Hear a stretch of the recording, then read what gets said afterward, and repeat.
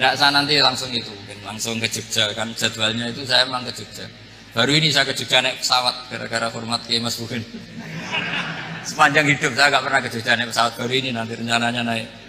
Karena tak hitung kalau pakai kereta bis nggak menangi ngaji di Jogja. Saya jadwalnya ngaji di Jogja nanti jam 4:30. Begini, itu pertanyaannya betul tadi, itu ngawur betul itu. Karena begini ya, masalah qada qadar itu kan sudah dibicarakan semua ulama di kitab-kitab.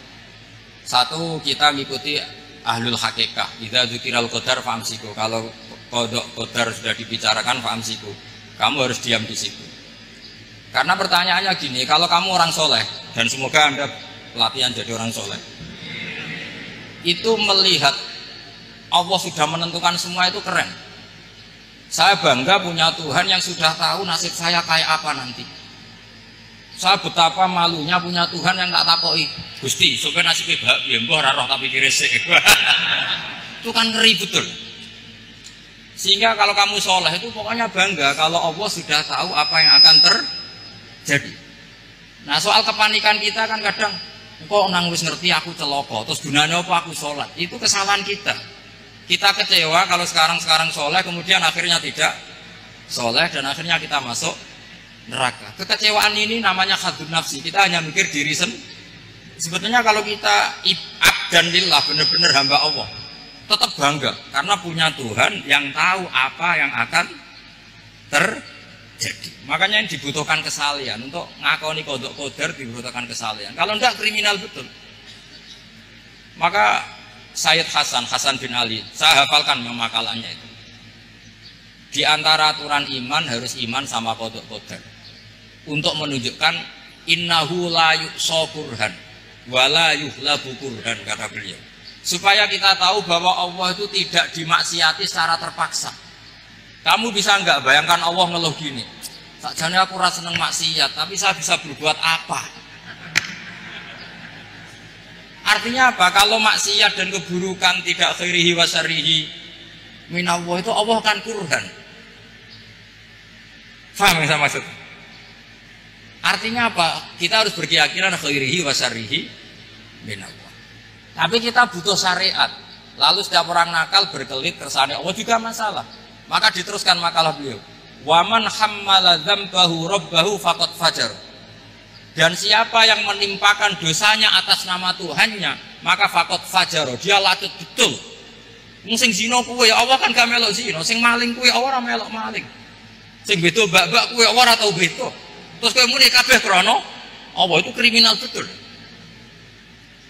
Jadi makanya orang soleh itu harus hafalannya banyak supaya niru-niru orang soleh itu. Ini kan enggak ingin soleh tapi pakai akalnya sendiri.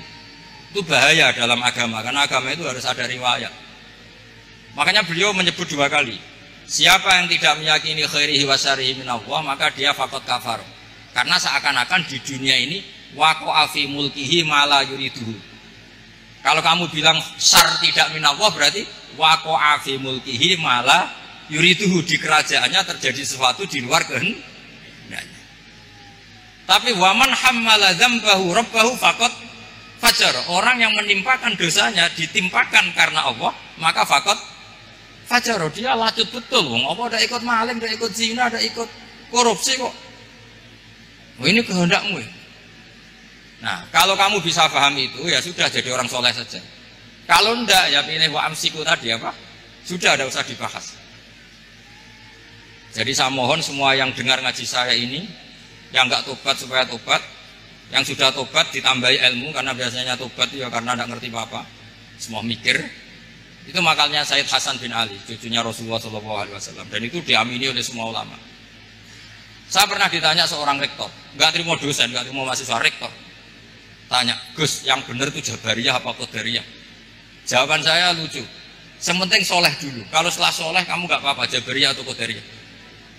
Karena setelah kita soleh, perasaan kita gini, qaddaronillah ala sholat, saya bisa berbuat apa di depan kehendak Allah. Sehingga perasaannya orang soleh ketika mengatakan al-abdu majbur adalah mengatakan la haula wala quwata, asal soleh loh ya, asal soleh. Tapi kalau orang itu tidak soleh, dijawab apa saja ya brengkel loh. Umpamanya nanti ini ratau tenang sama Allah. Qadariyah juga sama, ini penting. Misalnya ada orang soleh Qadariyah, mesti cara berpikir, oh pangeranku adil ya, sing sholat diganjar swarga, sing zina diganjar neraka. Sing ora nyolong diganjar swarga, sing nyolong diganjar neraka, kan adil. Mosok sing nyolong dilebokno swarga, sing sholat dilebokno neraka, kan jadi lucu. Artinya ketika dia Qadariyah juga ingin membaca hikmahnya Allah bikin aturan. Asal soleh, sama lagi asal. Jadi orang itu setelah soleh itu bisa improvisasi sendiri. Makanya ini pentingnya ayat innal ladzina amanu wa amilus sholihat yahdihim rabbuhum bi imanihim. Orang setelah iman nanti akan ditunjukkan oleh imannya untuk mengelola was-wasnya setan. Misalnya saya itu termasuk kiai yang terkenal kalau diundang susah. Karena saya fanatik fikih, saya punya ibu, saya punya pondok. Itu artinya punya kewajiban. Yang bisa mengalahkan kewajiban adalah kewajiban sing akbar yang lebih besar. Karena mau diundang mahasiswa ini kan jelas tidak akbar. Nanti maksudnya tarkul wajib di ajli sunnah. Wah kriminal saya. Meleburi bapak meninggalkan wajib demi sunnah. Ya jelas ya. Jadi kita harus terlatih dengan bahasanya orang-orang soleh.